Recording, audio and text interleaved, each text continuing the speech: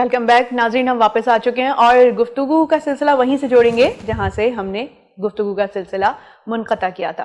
ارشد صاحب، ہم بات کر رہے تھے اساتذہ کے حوالے سے کہ جس کو کوئی کام نہ ملا تو وہ استاد بن گئے، سب سے آسان کام ہے۔ تو یہ کیوں استاد کا تو بڑا اونچا درجہ ہوا کرتا تھا۔ ایک مافیا ہے اصل میں جو پورے ملک میں پھیلا ہوا ہے اور چھوٹے چھوٹے اسکول بنا رہا ہے۔ وہ کہتا ہے اس کو اسکول ہے، میں تو خیر اس کو اسکول نہیں سمجھتا، اور وہاں پر بڑی آسانی سے جابس مل جاتی ہیں، ان کو سرٹیفکیشن بھی مل جاتی ہے۔ تو جہاں کسی لڑکی کو یا کسی لڑکے کو کوئی اور جاب نہیں مل رہی اور وہ گھر میں فارغ ہے تو وہ جا کر وہاں جاب کر لیتا ہے، اور اس کو یہ کہا جاتا ہے کہ آپ غالب پڑھائیے اور آپ فیض پڑھائیے۔ تو آپ مجھے بتائیے کہ جو غالب اور فیض کے رموز ہیں وہ کیسے انسپائر کر سکتا ہے اس جنریشن کو جو سامنے سیکھنے کے لیے بیٹھی ہے۔ تو میں یہ نہیں کہتا کہ جو جنریشن سیکھنے کے لیے بیٹھی ہے وہ سیکھنا نہیں چاہتی، بلکہ میں سمجھتا ہوں کہ جو سکھا رہا ہے وہ سکھانا نہیں چاہتا، اور علم کا جو بہاؤ ہے وہ اس جنریشن تک مکمل طور پر پہنچ نہیں پاتا۔ یہ اب جب وہ جنریشن بڑی ہو کر ڈاکٹر یا انجینئر بنتی ہے، جب تک پہنچتے پہنچتے وہ سمجھتی ہے کہ ایک بیکار چیز ہے۔ ایک تو یہ بات ہے۔ دوسری بات، شاعر ادیب نے بھی یہ سمجھ لیا ہے کہ محض کل وقتی کام یہ ہے کہ شاعری کرنا اور ادیب بننا، اور وہ اور اپنی شخصیت کو نکھارنے کی کوشش نہیں کرتے۔ جیسے انہیں ڈاکٹر بھی بننا چاہیے، انجینئر بھی بننا چاہیے، پروفیشنلی بھی اسٹرانگ ہونا چاہیے۔ تو اس سے کیا ہوتا ہے کہ جو ان کا جو میٹیریلسٹک آؤٹ لک ہوتا ہے وہ زیادہ بہتر نہیں ہوتا۔ تو لوگ کہتے ہیں کہ بھی ہم انجینئر بننا زیادہ پسند کریں گے بنسبت شاعر بننے کے، ہم رائٹر بننا زیادہ پسند نہیں کریں گے بنسبت یہ کہ ہم ڈاکٹر بن جائیں۔ تو it's basically a mixture of two things. As I told you that I am professor and as well as a writer.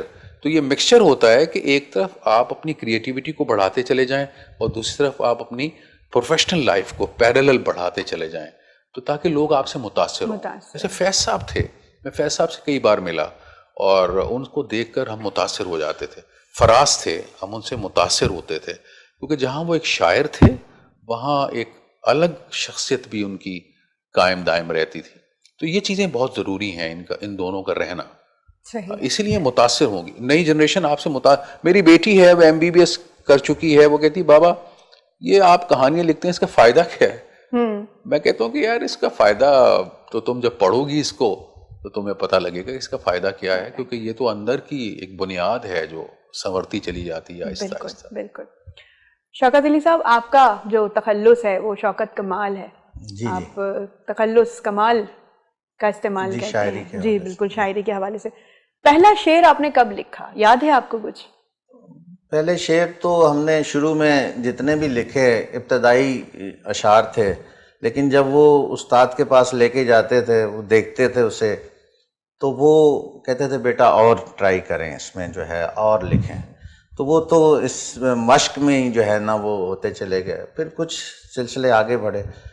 تو اسی طرح جو ہے اقبال سے متاثر تھے، تو ان کی ایک غزل پہ ہم نے جو ہے نا وہ طب آزمائی کی۔ اچھا۔ تو اس کا ایک مطلع ہے کہ جب بھی چنتا ہوں میں تن کے آشیانے کے لیے، بجلیاں بےتاب ہوتی ہیں جلانے کے لیے۔ تو سلسلہ اس طرح آگے چلتا گیا، پھر وہ جو ہے اس میں نکھار آتا گیا شاعری میں، تو استاد کی بھی ضرورت اس میں پھر کم ہوتی گئی۔ تو یہ سلسلہ چلتا ہے، تو اسی طرح ہوتا ہے۔ ابتدا میں جو ہے وہ اس قابل نہیں ہوتا کہ وہ دکھایا جائے یا یاد رکھا جائے۔ بالکل۔ تو اب تک سلسلہ چل رہا ہے۔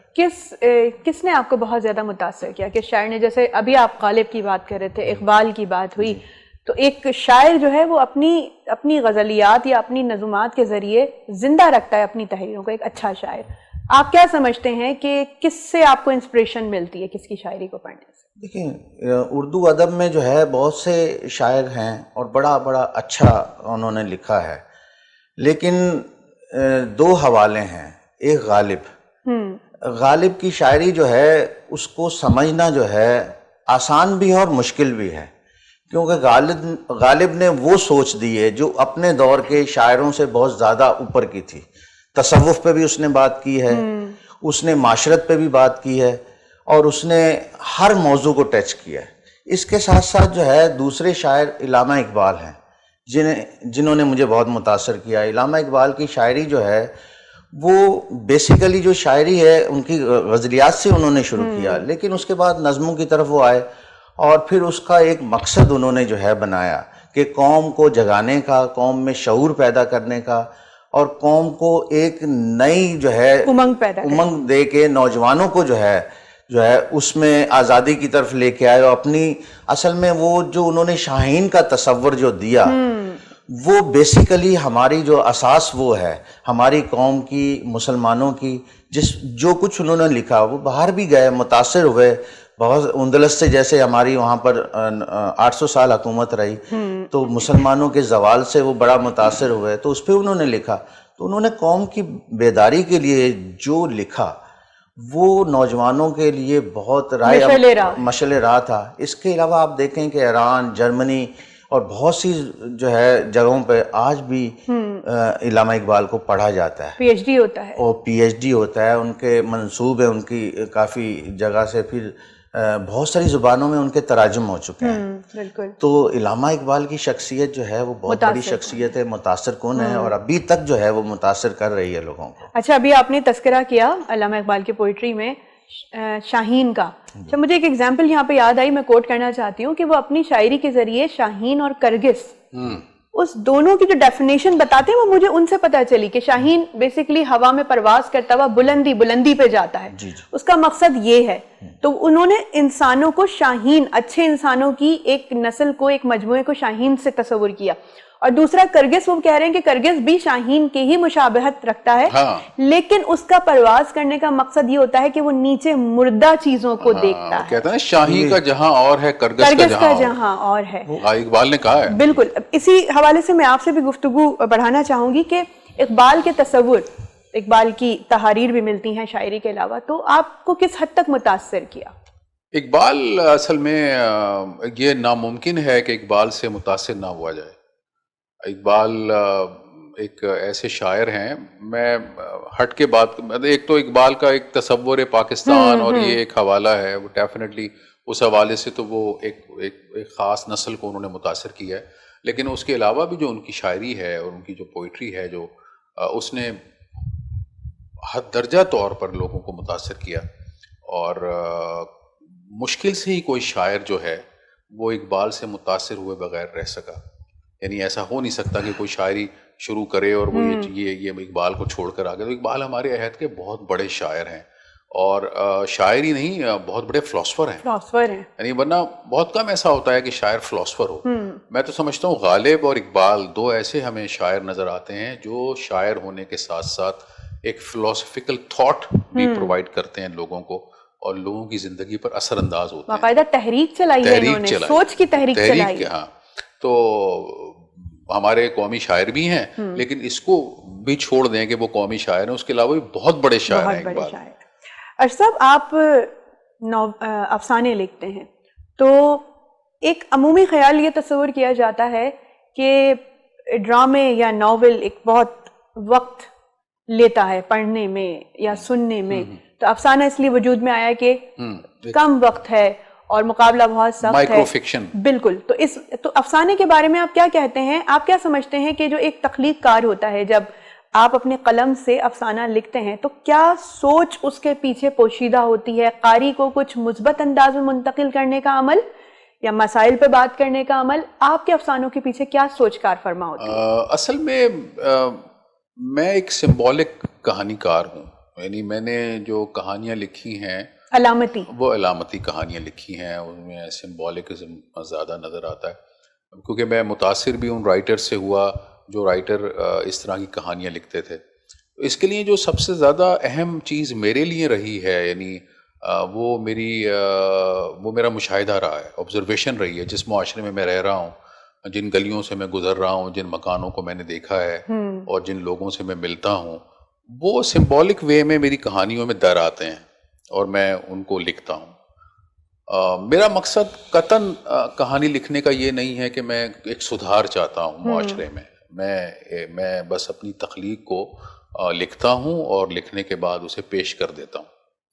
اب یہ لوگوں کا مسئلہ ہے کہ وہ اس کو کس طرح سے دیکھتے ہیں، اور ہو سکتا ہے ڈائریکٹلی انڈائریکٹلی کہیں سدھار کا پہلو نظر آتا ہو، لیکن میں لکھنے کے لیے ایک تو کتابوں کا سہارا میں نے لیا، جو میں نے گارشیا مارکیز کو پڑھا، جو میں نے جان پال سارترے کو پڑھا، اور جو میں نے رشین ناولسٹ پڑھے بے شمار.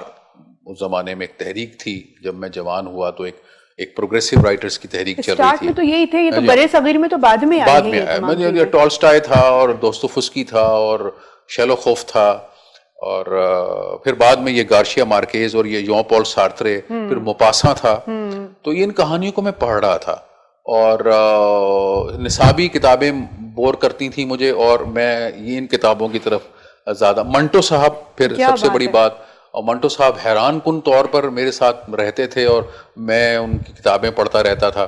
یہ تمام چیزیں موجود ہوتی رہیں میری شخصیت میں. پھر میں نے لکھنا شروع کیا اپنی آبزرویشن کی بنیاد پر. تو یہ تمام چیزیں مل کر انہوں نے مجھے لکھنا سکھایا، اور پھر میں لکھتا چلا گیا. لیکن وہ سمبولک رہا ہے، اور میرا مقصد بالکل کسی فریضے کا نہیں تھا کہ میں ایک معاشرے میں کوئی بہت بڑی تبدیلی لے آؤں گا اور معاشرہ سدھار کی طرف چلا جائے گا. میرے پر کرٹیسائز بھی بہت ہوا ہے، because I am very very much blunt in my short stories. میں بہت بلنٹ ہوں اپنی شارٹ سٹوریز میں.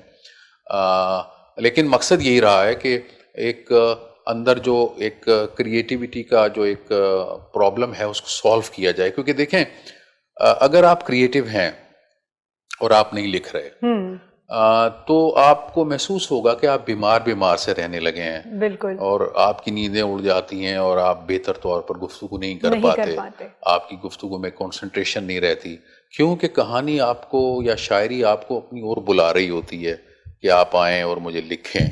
جب آپ اس کو لکھ چکتے ہیں تو پھر آپ کو احساس ہوتا ہے کہ now you are very much relax.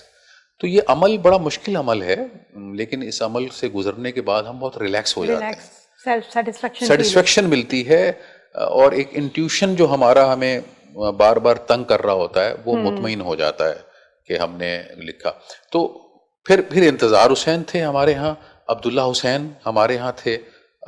پھر ہمارے ہاں بہت بڑا نام اس وقت بھی لیجنڈ ہمارے ہاں کراچی میں اس وقت ہیں، اسد محمد خان. وہ ان سے ملاقاتیں تھیں، ان کا کہانی کار لکھنا تھا. احمد ہمیش رہے ہیں جنہوں نے میری کتاب بھی چھاپی. ایک سا موسم جو میری پہلی کتاب تھی وہ احمد ہمیش نے. یہ تمام کہانی کار جو تھے مل جل کر میرے ارد گرد رہ رہے تھے.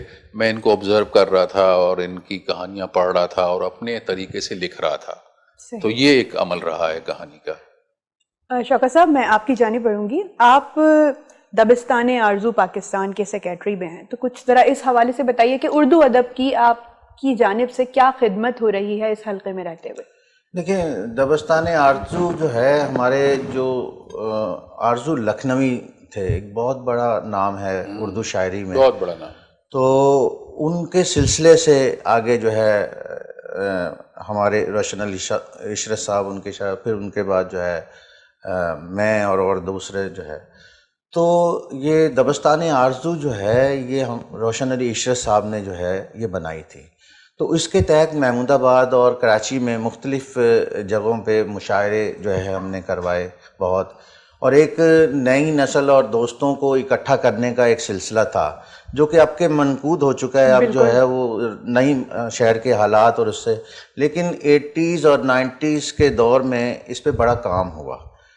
تو روشن صاحب چلے گئے، اس کے بعد ہمارے کچھ دوستوں نے اس کو آگے بڑھایا، اور ابھی بھی جو ہے ہم کوشش کرتے ہیں کہ اس میں 2-4 پروگرام جو ہے سالانہ ہم جو اس میں رکھتے ہیں، اور اس میں نئے لوگوں کو بھی بلاتے ہیں اور پرانے شعراء کو بھی بلا کر، تو ان کی تخلیقات جو ہے وہ سنی جاتی ہیں اور ان پہ جو ہے تنقید بھی ہوتی ہے، اور اس میں ماحول ایسا بنتا ہے کہ نئی شاعری بھی ملتی ہے اور اساتذہ جو ہیں ان کو سکھانے کا بھی عمل وہ چلتا ہے.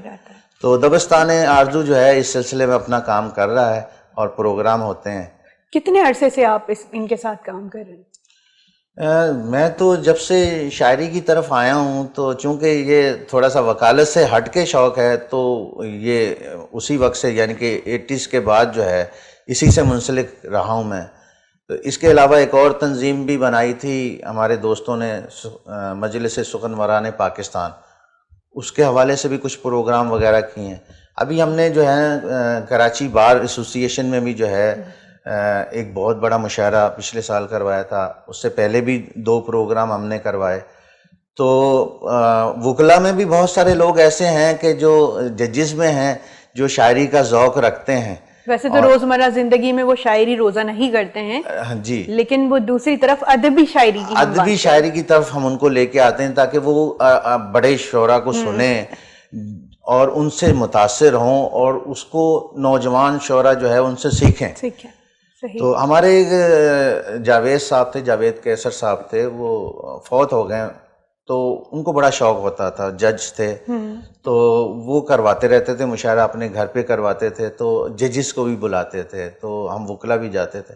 تو اس طرح بہت سارے جو ہے وکلا اور ججز کا ہمیں پتہ چلا کہ یہ بھی شوق رکھتے ہیں. صحیح ہے. تو یہ سلسلے پھر اس طرح ہی چلتے ہیں سارا. اس سلسلے کو ہم جاری رکھیں گے, بس چھوٹے سے بریک کا ٹائم ہو رہا ہے. ناظرین کہیں بھی نہیں جانا ہے, ابھی ہم صرف چھوٹے سے وقفے کے بعد آپ کے پاس واپس آتے ہیں.